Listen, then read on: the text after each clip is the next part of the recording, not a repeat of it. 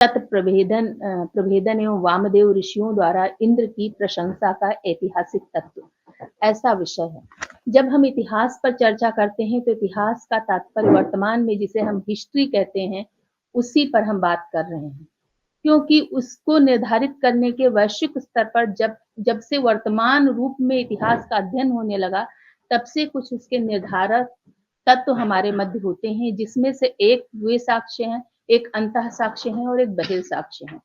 अंतः साक्ष्यों के रूप में हम अपने देश में अपने शास्त्रों को देखते हैं, कुछ पुरावशेष जो हमें प्राप्त होते हैं उनको देखते हैं, और यदि बृहद स्तर पर हम साक्ष्यों को देखें तो इतिहास हमारा भूगोल से भी असंपृक्त नहीं होता, क्योंकि भूगोल पर भी कहीं ना कहीं इतिहास आधारित होता है। और जब हम इस ग्रंथ में के इस प्रकरण में विशेषकर ऐतिहासिक जो दृष्टि है उस पर दृष्टिपात करते हैं, तो हम देखते हैं कि हमें 1000-2000 वर्ष के की भौगोलिक विश्व इस पृथ्वी के इस ग्रह के भौगोलिक अवस्था पर न जाकर उससे पहले के भूगोल पर भी एक बार चिंतन करना पड़ेगा, क्योंकि आजकल मध्य पूर्वी जो देश हैं, वही विश्व में तेल के सबसे बड़े भंडार हैं और सबसे बड़े निर्यातक भी हैं। तो यह तो विज्ञान के द्वारा सिद्ध हो गया है कि जो खनिज तेल है, पेट्रोलियम उत्पाद है, पेट्रोलियम जो है और जो कोयला है, वो उन्हीं स्थानों पर होता है जहां पर किसी समय आज के लाखों वर्ष, करोड़ों वर्ष पूर्व वहां पर वन रहे होंगे, तभी वे वन आज हमारे समक्ष कोयले के रूप में और पेट्रोल के रूप में उपलब्ध हो रहे हैं। ये तो एक बात है। दूसरी, जब हम भूगोल में जाते हैं तो हम देखते हैं कि इस पृथ्वी किस प्रकार से उत्पन्न हुई और ये द्वीपीय विभाजन किस प्रकार से हुआ। द्वीप तो वे हैं जिनको हम देखते हैं पृथ्वी के रूप में, जो जल नहीं है, जो स्थल खंड है उनको हम देखते हैं, पर जो जल खंड भी हमारा है और स्थल खंड भी हमारा है, इसके नीचे कुछ ऐसे विभेदक रेखाएं हैं जो परस्पर जहां भेद करती हैं, उससे एक दूसरा स्थान जो आपस में विभाजित होता है, जिसको हम प्लेट कहते हैं ना, प्लेट टेक्टोनिक्स थियरी, इसके संदर्भ में बहुत प्रकार के अपने सिद्धांत दिए गए हैं, जो मुख्यतः कई सारे प्राकृतिक तत्वों पर निर्भर होते हैं। जल तो उसमें एक प्राकृतिक तत्व है ही, अग्नि है जो कि इस पृथ्वी के गर्भ में है, साथ में वायु भी है। वायु का प्रवाह ही पूरे विश्व की दिशा वर्तमान में निश्चित करता है। तो यह जो प्रकरण है, इसमें कुछ स्थानों का नाम आता है, जैसे कि एक उदाहरण आता है सीरिया का, कि सीरिया जो है किस प्रकार से उसका नामकरण हुआ। तो उसमें पंडित मधुसूदन ओझा जी कहते हैं कि सीरिया जो है, देखिए वर्तमान में सीरिया क्या है, एक मुस्लिम देश है। सीरिया को आप आतंकवाद के नाम से जानते हैं, कुछ ना कुछ घटनाएं वहां घटित होती रहती हैं, परंतु इस्लाम सीरिया में कब आया? 540 ईस्वी में सीरिया में इस्लाम आया, उससे पूर्व वहां पर इस्लाम नहीं था, है ना। अन्य लोग थे, और सीरिया का वैसा ही एक प्राचीन इतिहास है, जैसा कि हम अपने सिंधु घाटी सभ्यता का इतिहास देखते हैं। विश्व में प्राचीन कुछ सभ्यताएं हैं, जिसमें से 3 जो है मुख्य है। एक अपनी सिंधु घाटी सभ्यता है, मेसोपोटामिया है और मिस्र की सभ्यता है। आप सभी ने पढ़ा होगा स्कूलों में। तो ये जो सभ्यताएं हैं, ये परस्पर कुछ ना कुछ व्यवहार अवश्य करती थी। उसके साक्ष्य हमें अनेक ग्रंथों में प्राप्त होते हैं, जैसे कि अभी सर ने जरथुष्ट्र का उदाहरण दिया, जो कि जिनकी राइटिंग्स है वो धर्म ग्रंथ के रूप में है, उसमें से भी साक्ष्य प्राप्त होते हैं। और यदि वर्तमान में हम भाषा विज्ञान का अध्ययन करते हैं, कंपैरेटिव फिलोलॉजी, कंपैरेटिव लिंग्विस्टिक्स का अध्ययन करते हैं, तुलनात्मक भाषा शास्त्र का अध्ययन जब से आया, और हमने भाषाओं में परस्पर जो शाब्दिक संपदा है और जो अर्थ की संपदा है, उसमें जो एक साम्य है, उसको देखना प्रारंभ किया, तो हम देखते हैं कि इतिहास की जड़ें केवल भूमध्य सागर तक ही नहीं, परंतु यदि देखें तो वर्तमान में संपूर्ण यूरोप तक जाती हैं। और उसके पीछे भी आप देखेंगे तो यूरोप का इतिहास भी आपको देखना पड़ेगा। तो सीरिया वर्तमान में अरब गणराज्य का एक भाग है। यदि भौगोलिक रूप से आप देखें तो वर्तमान में तो बहुत ही तनावपूर्ण स्थान पर है, वहां भी तनाव रहता है। जिसके पूर्व में ईरान है, इराक है, इराक के पूर्व में आपका ईरान है, और इसके सीरिया के दक्षिण में जॉर्डन, सऊदी अरब, और इधर दक्षिण पश्चिम में आपका लाल सागर आ जाता है। लाल सागर और भूमध्य सागर को जोड़ने के लिए नहर भी बन गई है। आपका कुवैत है, और फिर आप देखेंगे ईरान के पूर्वोत्तर में आपका अफगानिस्तान और ताजिकिस्तान इत्यादि देश आ जाते हैं। फिर पूर्व में ही भारत है। तो और सीरिया के उत्तर में तुर्की है। आप जानते हैं एक ऐसा देश है जो कि 2 महाद्वीपों के संधि पर स्थित है ना? जो आपका एशिया और यूरोप का जो है वो जो टर्की है वहीं से प्रारंभ होता है। तो इस तरह से जो सीरिया का इन्होंने वर्णन किया और सीरिया के विषय में बताया कि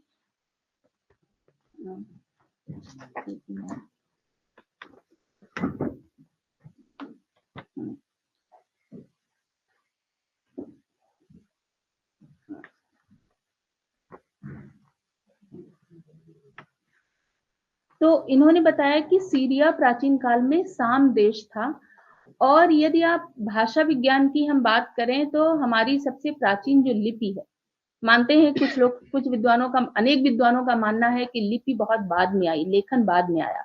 परंतु अनेक ऐसे विद्वान भी हैं जो मानते हैं कि नहीं, वैदिक काल से भी लेखन की परंपरा रही है।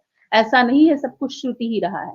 तो जो ब्राह्मी लिपि है, कुछ विद्वान ब्राह्मी लिपि की उत्पत्ति अरमाइक लिपि से मानते हैं और सीरिया की जो प्राचीन लिपि है वो अरमाइक है। उसके बाद अभी जो है वो सीरियन अरेबिक वहां पर प्रसिद्ध है। अरमाइक के बाद वहां भाषा लिपि अरमाइक है और भाषा भी उनकी होती, फिर उनकी सीरियन भाषा आई और अभी वहां पर सीरियन अरबी, अरबी का जो सीरियन वर्जन है वो वहां पर बोला जाता है। तो इस तरह से हम ये भी देख सकते हैं कि ओझा जी ने जो यहाँ पर साक्ष्य दिया है, जो कहने का प्रयास किया है कि हमारी जो भारतवर्ष की जो पश्चिमी सीमा है वो भूमध्य सागर से मिलती है। और यदि हम पिछले दिनों भूगोल का, यदि हम पिछले हजारों वर्षों से विश्व के भूगोल का अध्ययन करें तो हम देखेंगे कि जो भौगोलिक स्थिति विभिन्न स्थानों की वर्तमान में है, वही स्थिति 1000-2000 वर्ष पहले नहीं रही है, क्योंकि प्रतिदिन हमारी जो स्थिति है उसमें थोड़ा सा परिवर्तन हो रहा है। आप सभी जानते हैं कि हिमालय जो है वो नवीन वलित पर्वत है और वो उठ रहा है क्योंकि हमारी जो ये प्लेट है वो ये उत्तर की ओर इसका प्रसार हो रहा है, इसलिए निरंतर हिमालय का उत्थान हो रहा है और हिमालय को ही पार करके बहुत सारी जो भारत को आप्लावित करने वाली नदियां हैं वो हिमालय के उत्तर से आती हैं। अनेक नदियां हिमालय को पार करती हैं और फिर वे भारतीय भूभाग को सिंचित करती हैं। वर्तमान में जिस भारत को हम देखते हैं, भौगोलिक भारत को, मधुसूदन ओझा जी की दृष्टि में अथवा हमारे शास्त्रों की दृष्टि में वर्तमान का ही 1947 के बाद का भौगोलिक भारत नहीं है, अपितु तो एक बृहत्तर भारत है जिसे हम भारतीय उपमहाद्वीप भी कह सकते हैं, जिसका संकल्प आप प्रतिदिन संकल्प लेते हुए जिस भूभाग का स्मरण करते हैं वो उतना बड़ा भारत रहा है। और जो अभी पश्चिम के जो मरुस्थलीय क्षेत्र हैं वह भी किसी समय भारतवर्ष का ही एक भाग रहे हैं। प्रश्न ये उठता है कि क्या किसी एक शासक ने उस पर राज्य किया होगा या अनेक शासक रहे होंगे, तो इस प्रश्न पर विचार किया जा सकता है। इस संदर्भ में मधुसूदन ओझा जी ने बताया है कि इंद्र जो थे वो पूर्वी क्षेत्र के राजा के समान थे, शासक के समान थे और उन्होंने पश्चिमी क्षेत्रों से बहुत सारी संपदा अर्जित करने का प्रयास किया और अर्जन किया, इसलिए विशेष रूप से उनकी स्तुति की गई। यहाँ पर कुछ शब्दों के पुनर्निर्वचन की आवश्यकता है। हम जानते हैं हमारी जो शब्द संपदा है वो एक प्रकार से शेयर्ड है। एक ही शब्द के अनेक संदर्भों में अनेक अर्थ प्राप्त होते हैं। कुछ अर्थ समय के साथ विस्मृत हो गए हैं, लुप्त हो गए हैं। उनको पुनः जानने, समझने और उनको निश्चित करने की आवश्यकता है, जिसमें एक बहुत प्रमुख शब्द जो मुझे लगता है जिसके अर्थ को पुनः देखने की आवश्यकता है, विभिन्न भाष्यों के माध्यम से, हमारे विभिन्न शब्दकोशों के माध्यम से, वह शब्द हो सकता है गो। क्योंकि हमारे नदियों से संबंधित अनेक शब्द गो से प्रारंभ होते हैं, है ना? जब हम गो की बात करते हैं और फिर उससे संबंधित अन्य शब्दों की बात करते हैं तो कहीं न कहीं हमें लगता है कि यह शब्द नदी का वाचक है और उसकी धाराओं का वाचक है, क्योंकि उसी से यह गो और गो के द्वारा जब पुष्ट होने की बात करते हैं, तो वह केवल एक गाय के दूध के द्वारा मनुष्यों की और प्राणियों की पुष्टि ही नहीं है, अपितु वह धरती की पुष्टि भी है और धरती पर उत्पन्न होने वाले विभिन्न शस्यों की भी पुष्टि है। तो उस अर्थ में हम यह देख सकते हैं कि गो और गो से निःसृत जो पदार्थ है, उसको जल के रूप में, जलधारा के रूप में हम देख सकते हैं, जिसमें कि एक शक्ति, उर्वरा शक्ति होती है, जो किसी भी मरुस्थल को भी उर्वरा धरती के रूप में शस्य श्यामल बना सकती है। तो इस संदर्भ में क्योंकि मैंने अभी तक जो पढ़ा और जितना भी मुझे यत्किंचित थोड़ा बहुत भूगोल और इतिहास का जो भी मुझे ज्ञान अभी तक प्राप्त हुआ है, उसके आधार पर मुझे लगता है कि मधुसूदन ओझा जी ऐसा कहना चाहते हैं कि एक बार पुनः हम देखें, क्योंकि वेद का आध्यात्मिक, आधिदैविक इत्यादि अनेक अर्थ तो हम करते हैं, परंतु हम इतिहास वर्तमान में जिसे हम इतिहास कहते हैं, मैं अपने शास्त्रीय दृष्टि में इतिहास पर भी नहीं जाऊँगी, उसमें उस दृष्टि से हम नहीं देखते क्योंकि हमारी दृष्टि वैसी नहीं है। हम उस तरह से सोचते नहीं है, पर विश्व को आज उस दृष्टि से विश्व सोचता है, तो हमें उस प्रकार से अपने उत्तरों को तैयार रखना चाहिए, स्वयं को जानना चाहिए, क्योंकि स्वयं को जान करके ही हम किसी का प्रत्युत्तर दे सकते हैं। यदि आपका आधार दृढ़ होता है, तो आपको कोई हिला नहीं सकता है। इसके अतिरिक्त इन्होंने अभी और भी प्रसंग बचा है, आप थोड़ा इतना जल्दी ना करें ताली बजाने में। तो क्योंकि मुझे पता है समय कम है। नहीं, मेरा भी विद्यार्थी जीवन रहा है और विद्यार्थियों को पता है कि वो अधिक देर सुन सके, तो ऐसा होता नहीं। हम लोग भी ऐसा करते थे, तो इसलिए हमें पता है किस उद्देश्य से किया गया है। अच्छा है सर, आपने उसका इस प्रकार से उसकी व्याख्या की। फिर गांधार का, इस प्रसंग में गांधार का भी वर्णन आता है। एक वर्णन आता है कि हमारी जो सिंधु और सरस्वती नदी है, इसको भूमध्य सागर के पूर्वी तट पर बताया है इन्होंने। परंतु भूमध्य सागर के पूर्वी तट पर यदि हम देखते हैं, तो वर्तमान में जो अनेक नदियां हैं जो भूमध्य सागर में मिलती हैं, तो ये देखने की आवश्यकता है। ऐसा है, हम आज की भूगोल की बात कर रहे हैं, पर जब हमें इस इतिहास के इस प्रसंग को देखना होगा, तो हमें देखना होगा कि जो अभी तक जो अध्ययन हुआ, अभी भी जो हमारे भूगोलवेत्ता अध्ययन कर रहे हैं, वो पूर्ण नहीं है। उसको देखना होगा कि किस प्रकार से उत्तर की ओर हमारा पृथ्वी का प्रसार हुआ है और किस प्रकार से दक्षिण की ओर उसका क्षरण हुआ है। जो जलीय क्षेत्र है उसमें, उसको देखते हुए देखना होगा। परंतु गांधार के संदर्भ में इन्होंने जो वर्णन किया है, वहां पर एक नदी बताया है जो अभी भी चित्रा नदी के संदर्भ में बताया है। आपको पता है एक क्षेत्र का नाम आपने सुना होगा, चित्राल, है ना? चित्राल भी कहते हैं। तो वहां पर आकर के वह नदी, जो हमारा पाकिस्तान का पूर्वी उत्तर पूर्व क्षेत्र है और जो अफगानिस्तान का दक्षिण पश्चिम क्षेत्र है, वहां पर यह अभी भी चित्राल नाम की नदी बहती है। यद्यपि उसको अलग नाम से भी जानते हैं, कुनार के नाम से भी जानते हैं, और इसका पूरा क्षेत्र 480 किलोमीटर का है। यह आकर फिर काबुल नदी, जिसको कुभा भी कहते हैं ना, कि हमारे शास्त्रों में कुभा के नाम से काबुल नदी का उल्लेख मिलता है, ऐसा विद्वान कहते हैं, उसमें आकर मिल जाती है और काबुल पुनः आकर आपके सिंधु नदी में मिल जाती है। तो यह जो नदी है, यह अभी भी पाकिस्तान का जो खैबर पख्तूनवाला प्रांत है और और अफगानिस्तान की सीमा से प्रांत लगा हुआ, तो अफगानिस्तान पाकिस्तान की सीमा पर यह नदी बहती है।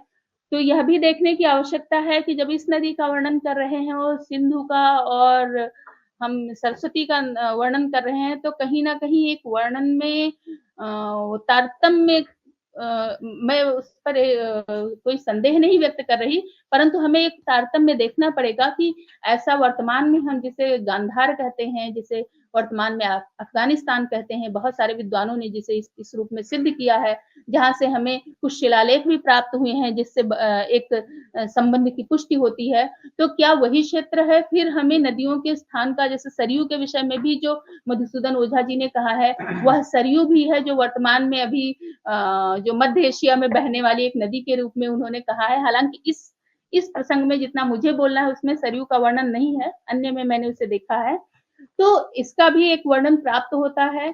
यह इसलिए हमारे लिए महत्वपूर्ण है कि हम एक इतिहास और भूगोल और अपने पुरातत्व और भाषा, ये सारे जो विभिन्न जो स्रोत होते हैं, जो एक इतिहास को सिद्ध करते हैं, इतिहास को निश्चित करने में अपनी भूमिका निभाते हैं, उस दृष्टि से भी हम अपने वैदिक उल्लेखों को देखें। इसके साथ ही साथ एक यहाँ पर पामीर तो आप सभी जानते हैं, जो हमारा तिब्बत है, जिसको पिछले 400-500 वर्षों से विश्व के छत के रूप में जो प्रसिद्ध है पामीर, वहां पर माना है कि एक ऐसा कुंड था और वहां से ध्रुवों का जो परिवर्तन है उसको भी यहाँ पर बताया गया है। तो पामीर को विश्व की छत अर्थात विश्व का सर्वोच्च एक बिंदु माना गया है। पामीर का अभी पठार कहते हैं, पर वो भूतकाल में पहले वो पर्वत रहा होगा। पामीर ग्रंथि जो है उसका भी यहाँ पर वर्णन प्राप्त होता है। इसके साथ-साथ एक नाक शब्द आता है ना? नाक शब्द से जो है हम जानते हैं कि जितना हमारा जो पर्वतीय क्षेत्र है, वहाँ नाग जैसे पुर हमारा एक किसी नगर के साथ हम पुर और नगर लगाते हैं, वैसे वहाँ नाग जैसे स्थान करके बहुत सारे स्थान प्राप्त होते हैं।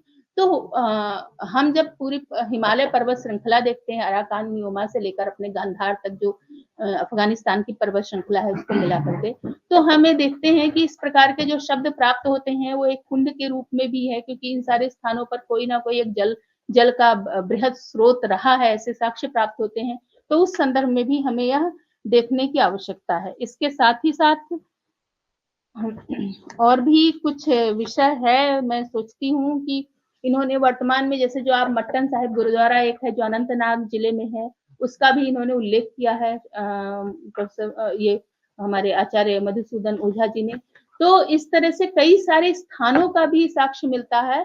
तो हम एक वेदों की जो हमारी आध्यात्मिक व्याख्या है, जिस दृष्टि से हम प्रकृति के विभिन्न तत्वों को समझते हैं, उसके अतिरिक्त हम एक भूगोल और इतिहास के तत्व के रूप में भी वैदिक जो वर्णन है उसको देख सकते हैं और भारत के इतिहास का एक पुनरावलोकन कर सकते हैं, उसको जानने का प्रयास कर सकते हैं। ऐसा इस ग्रंथ से ज्ञात होता है, पता चलता है और ओझा जी के द्वारा किया गया है बहुत बड़ा प्रयास है। हम आज इस संदर्भ में सोच रहे हैं, उन्होंने इतने वर्ष पहले इस संदर्भ में विचार किया क्योंकि बहुत सारे प्रश्न हैं जो हमारे अपने प्रश्न नहीं होते, परंतु जब हम दूसरों से मिलते हैं तो प्रश्न हमारे संदर्भ में किए जाते हैं। उन सभी प्रश्नों का उत्तर हमें इस ग्रंथ के माध्यम से मिल सकता है। मैं ऐसा नहीं कह रही हूँ कि इसी ग्रंथ से मिलेगा, परंतु इस ग्रंथ में जो तथ्य है, इस ग्रंथ में जो चेतना है, इस ग्रंथ में जो प्रेरणा है, उसको लेकर के हम वेदों को एक नई दृष्टि से देख सकते हैं। ऐसा नहीं है कि पहले वेदों को इस दृष्टि से नहीं देखा गया था, सातवलेकर जी ने भी वेदों को इतिहास की दृष्टि से देखा भी है और इसके साथ ही साथ सायण के भाष्य में भी इतिहास की दृष्टि से वेदों को नहीं देखना ऐसा नहीं उल्लिखित है। उन्होंने भी उसमें यत्किंचित इतिहास है, ऐसा उन्होंने भी इंगित किया है, परंतु हाँ, उनकी जो व्याख्या है, वह अन्य प्रकार की व्याख्या है, वर्तमान इतिहास की दृष्टि से नहीं है, पर यह आने वाली पीढ़ियों का और हम सबका थोड़ा दायित्व बनता है कि जितना भी हम इस ज्ञान राशि को देख सकें, जान सकें, उसके माध्यम से हम अपने भूतकाल को, अपने पूर्वजों को और अपने इतिहास को जानने का प्रयास कर सकें क्योंकि स्वयं को जानना ही सबसे बड़ा अपना आधार होता है, जिस आधार पर हम अपने भविष्य का निर्माण कर सकते हैं। धन्यवाद।